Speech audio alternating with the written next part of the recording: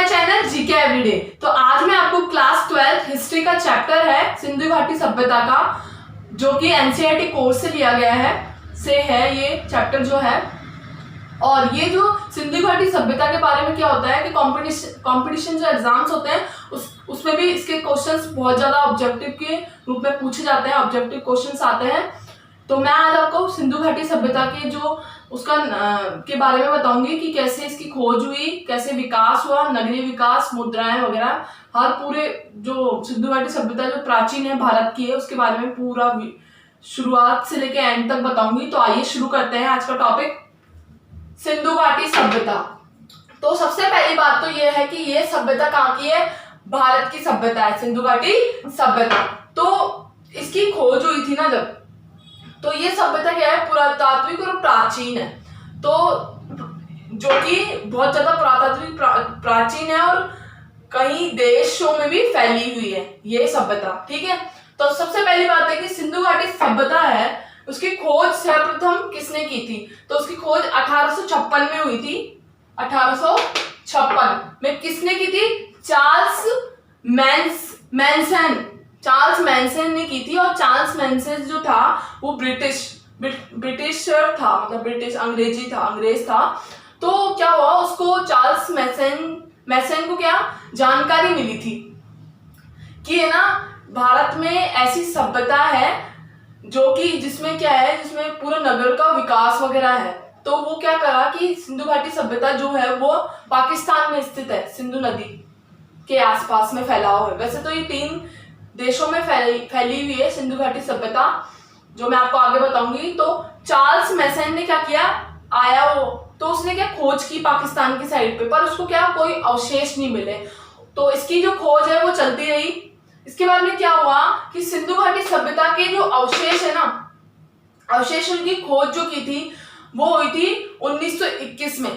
तो ये 2 व्यक्ति थे जिन्होंने इसकी खोज की थी। तो पहले व्यक्ति थे उनका नाम था डॉक्टर राखलदास बनर्जी ने की थी, ठीक है। और दूसरे जो थे वह थे, उनका नाम था राय बहादुर दयाराम साहनी ने की थी। तो इन्होंने तो कब की थी, डॉक्टर राखलदास बनर्जी ने तो 1921 में कहा की थी, पंजाब में, किसकी, सिंधु घाटी सभ्यता की खोज की थी उस एरिया की। तो उधर कुछ अवशेष इनको मिले थे, जैसे कि नगर निर्माण, गलियां, कुछ चीजें इनको मिली थी कि वहां का जीवन काल कैसा है। उसके बाद में 1921 में पंजाब में, और 1922 में जो राय बहादुर दयाराम साहनी ने जो की थी ना, मतलब ये दोनों साथ ही थे, तो इनको भी कुछ मिला था। तो सिंधु नदी के तट पे की थी, जो कि पाकिस्तान में हुई थी, क्योंकि पंजाब तो भारत के एरिया में, भारत का राज्य है, तो उधर आ जाता है। और सिंधु घाटी नदी जो कि तट पे की थी। तो सिंधु घाटी जो सभ्यता है वो पुरातात्विक प्राचीन सभ्यता है जो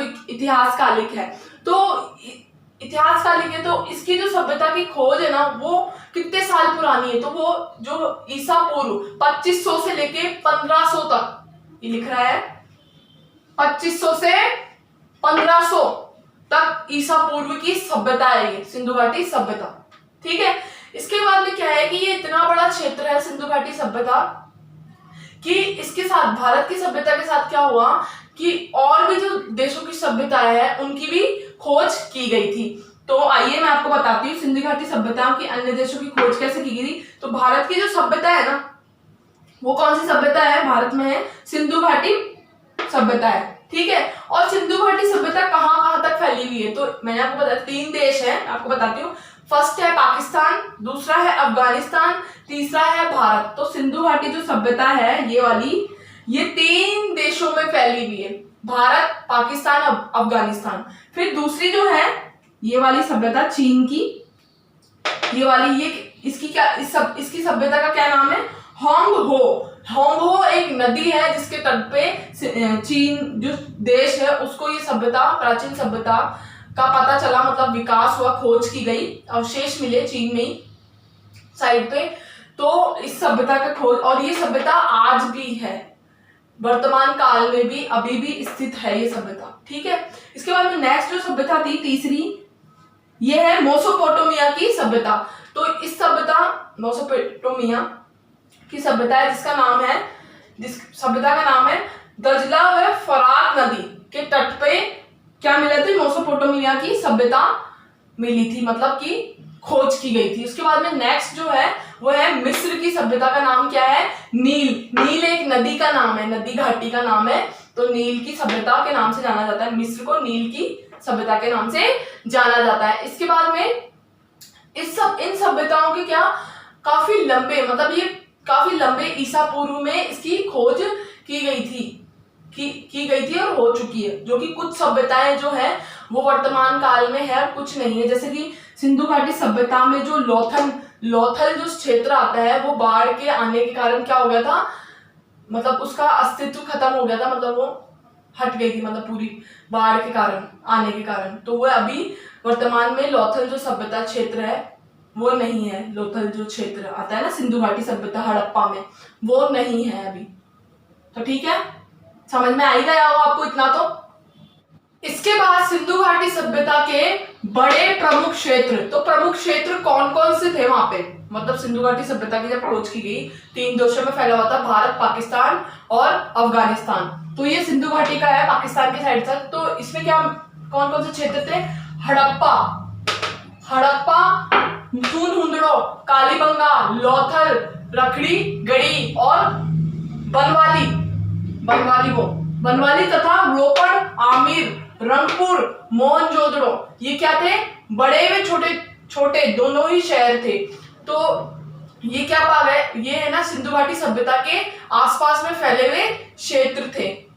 कुछ इसमें बड़े हैं और कुछ छोटे भी हैं, ठीक है। इसके बाद में इसमें क्या होता है, इन नगरों का जो विकास जब देखा गया तो कैसा बताया जा रहा था कि इन नगरों के विकास को अगर रखा जाए तो ये कैसे दिखेंगे?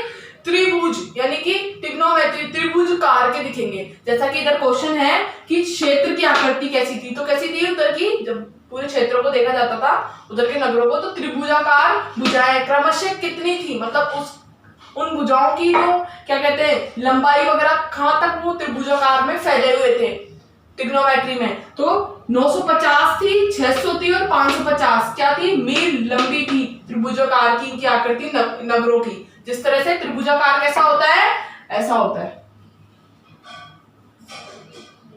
ठीक है। तो इस तरह से क्या था, ये नगर क्यों थे? ऐसे फैले हुए थे चारों तरफ, ठीक है।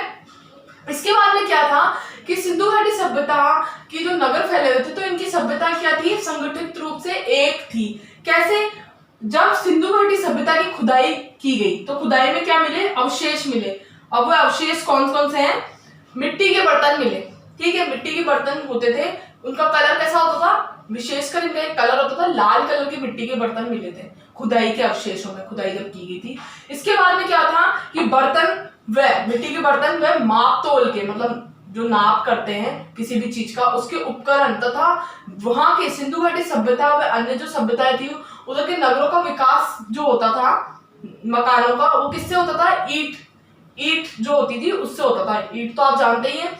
तो जैसा कि मैंने आपको स्क्रीन पे ये जो पिक दिखा रखी है, मतलब चित्र दिखा रखा है सिंधु घाटी सभ्यता का, तो इसमें क्या देखिए आप, जितने भी नगर जो हैं या जो भी विकसित है इस पिक में स्क्रीन पे जो है, तो इसमें क्या है कि ये सबका जो निर्माण हो रखा है वो क्या है? सब बराबर ईंटों से बने हुए हैं। मतलब वहां का संगठन कैसा था? समान था। सारे नगर क्या थे? संगठित व समान थे। इसलिए क्या वहां पर ईंटों की जो, और ईंटें कैसी है? बराबर रूप से, व्यवस्थित रूप से उसका मकानों का निर्माण कराया गया है। जिसमें क्या है, उन अवशेषों की खुदाई में क्या मिला?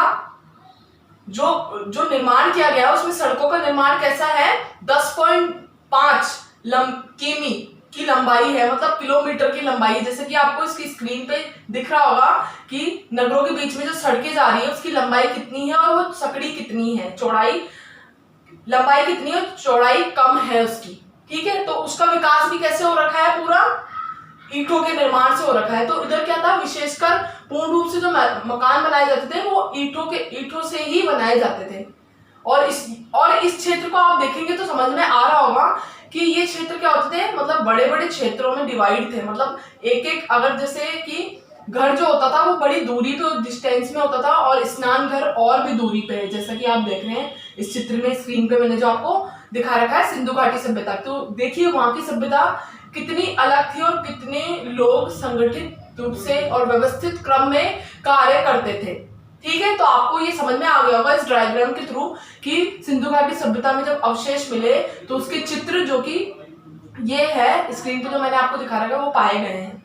ठीक है, इसके बाद में क्या था कि जो सिंधु घाटी सभ्यता है, सभ्यता के व्यवसाय के क्षेत्र भिन्न है। तो इसमें क्या होता था कि व्यवसाय जो लोग करते थे, मतलब वहां के जो लोग थे वो करते थे, वो क्या क्या होता था, तो सिंधु घाटी का जो मूलतः काम था ना वो था खेती का। आश्रित किस पे थे ये? खेती पे। इसके बाद में जो राज्य के काम, मतलब वहां के जो लोग निवास करते थे, जो इतने सारे वर्ग क्षेत्रों में जो नगर विकसित थे, तो वो लोग क्या करते थे? राज के कर्मचारी, सुनार थे वे, कुमार, रंगरेज, लोहार, धातुकार, कृषक थे। मतलब ये सब काम पाया गया था, मतलब किया जाता था वहां पर। वो किसके द्वारा पता लगा? वहां के व्यवसाय जब खुदाई हुई तो उसके द्वारा पता लगाया गया। कैसे? क्योंकि वहां पर क्या थे कि लोग क्या करते थे? चित्रकारी करते थे, मतलब सारा अपने भावनाओं को क्या करते थे? चित्रों के माध्यम से विकसित करते थे। और कुछ अवशेष भी पाए गए, धातु वगैरह चीजें पाई गई, जिससे पता लगा कि वहां का व्यवसाय मूलतः क्या था। पर क्या होता था कि सिंधु घाटी सभ्यता विदेश, मतलब बाहरी स्थानों पे भी करती थी, जैसे अफगानिस्तान वगैरह इस साइड पे अपना व्यापार करती थी इन चीजों को बेचने करने का।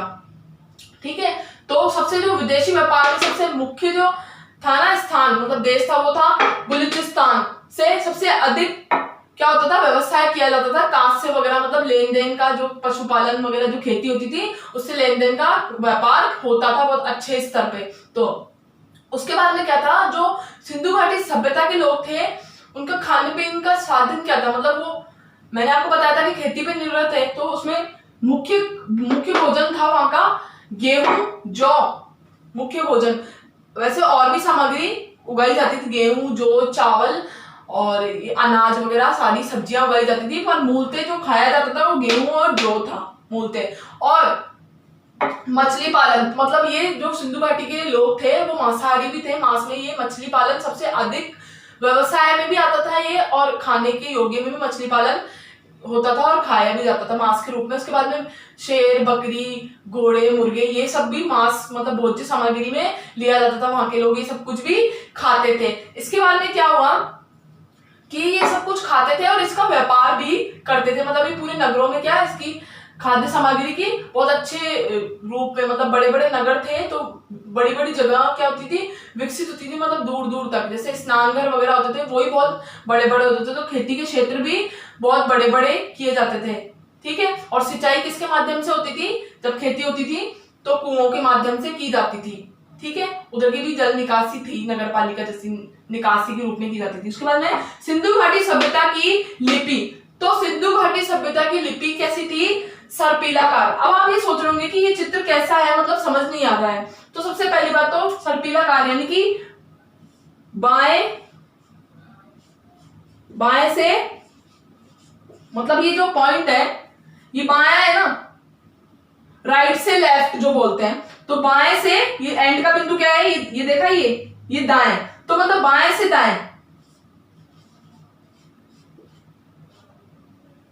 दाएं, और यानी कि जो सर्पिलाकार कैसे होती थी यहाँ की लिपि? यहां से कोई वर्ड लिखा जाता था और यहां पे आके खत्म हो जाता था, यहां से फिर पुनः स्टार्ट होता था, फिर यहां से शुरू होता था, और यहां से बाएं से दाएं, मतलब बाएं फिर दाएं फिर बाएं फिर दाएं, मतलब यहाँ की लिपि कैसी थी?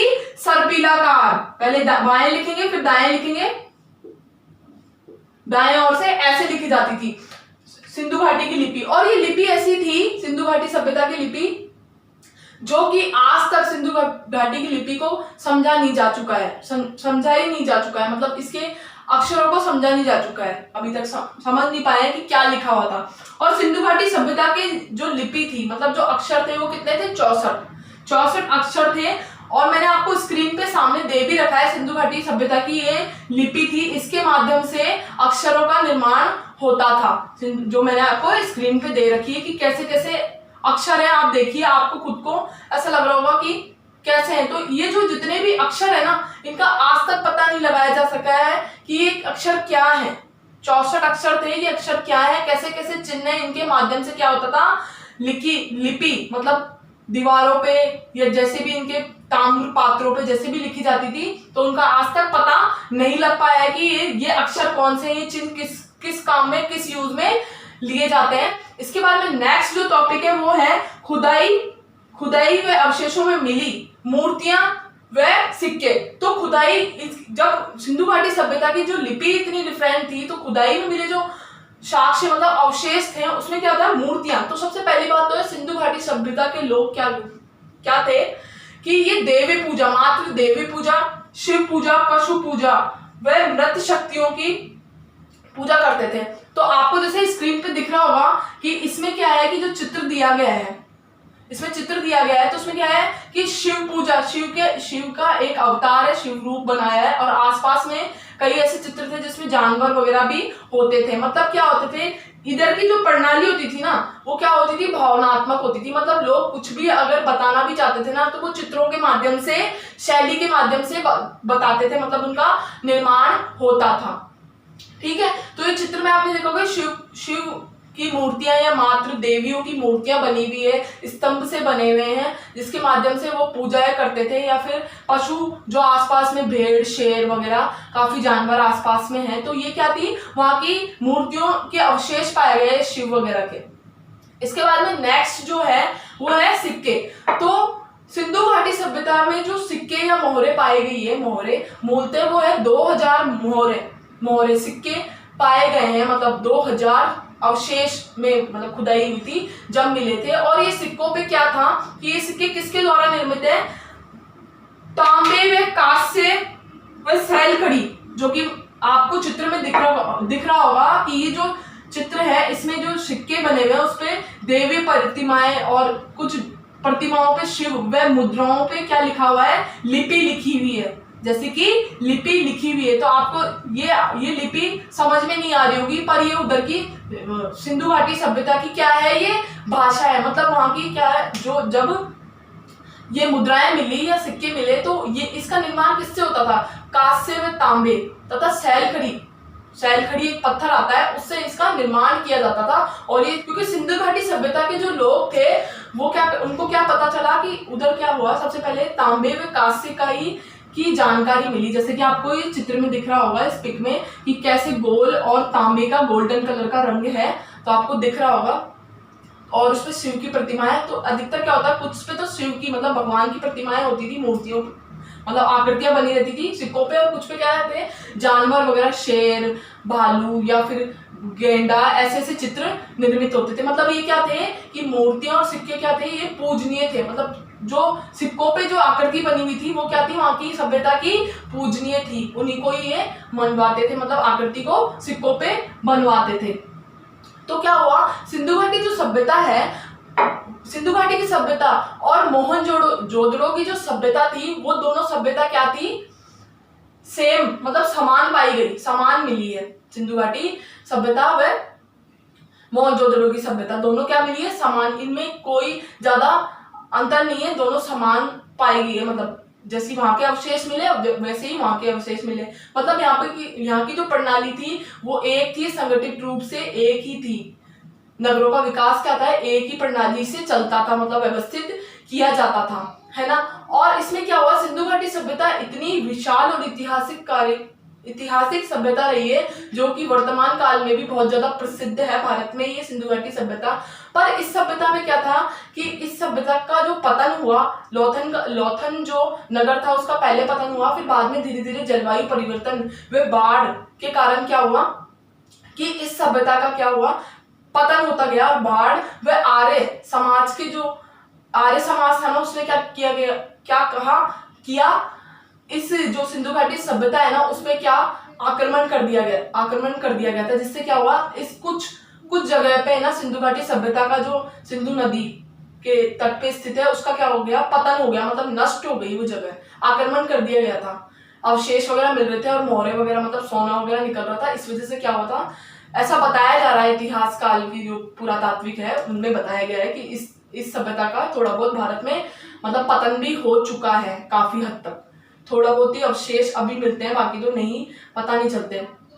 तो आपको ये क्या हुआ है, सिंधु घाटी सभ्यता के बारे में पता चल ही गया होगा। तो इसमें क्या होता है कि सिंधु घाटी सभ्यता के जो ऑब्जेक्टिव क्वेश्चन दिए जाते हैं ना, वो कैसे आते हैं, तो मैं आपको बताती हूँ कि ये जो ऑब्जेक्टिव क्वेश्चंस आते हैं, मैंने आपको स्क्रीन पे दे रखे हैं ये, तो देखिए आप स्क्रीन पे ये कैसे कैसे क्वेश्चन आते हैं, मैं आपको बताती हूँ। फर्स्ट क्वेश्चन है, भारत में सबसे पहले खोजा गया शहर कौन सा था। तो ये क्या 4 ऑप्शन में आते हैं, तो मैं आपको एक ही ऑप्शन में बता रही हूँ, हड़प्पा। भारत में सबसे पहले खोजा गया शहर कौन सा था, हड़प्पा, 1921 में। फिर सेकंड क्वेश्चन है, मोहनजोदड़ो में सबसे बड़ा भवन कौन सा है। तो उस मोहनजोदड़ो का सबसे बड़ा भवन है अन्ना सागर, ये मोहनजोदड़ो के अंदर के नगर है। इसके बाद में मानव द्वारा उपयोग की गई पहली धातु कौन सी थी। तो पहली धातु जो थी वो थी तांबा। वर्तमान में कालीबंगा कहाँ पर स्थित है। तो वर्तमान में कालीबंगा जो नगर है, मैंने आपको नगरों के बारे में बताया था, तो वो राजस्थान में स्थित है कालीबंगा। फिर है, हड़प्पा वासियों की वस्तु के उत्पादन में अग्रणी थे। तो हड़प्पा जो सभ्यता वासी थे वो कपास की खेती करते थे, ये भी कपास की खेती करते थे। फिर है, कौन सा सिंधु शहर के बिना गढ़ किले का था। तो चूनउदड़ो ऐसा गढ़ था जो बिना किले के था, किला नहीं था वहां पर। चूनउदड़ो जो नगर था, ये क्या थे, दूर दूर विकसित थे ना ये नगर, मैंने आपको बताया था। फिर था, विश्व की सबसे प्राचीनतम सभ्यता का नाम क्या है। तो विश्व की सबसे प्राचीनतम सभ्यता मैंने आपको बताया था, मेसोपोटामिया की सभ्यता सबसे प्राचीनतम सभ्यता में से मेसोपोटामिया और हड़प्पा दोनों ही वैसे तो है, पर विशेषकर मेसोपोटामिया है। फिर है, सिंधु घाटी सभ्यता की लिपि क्या है।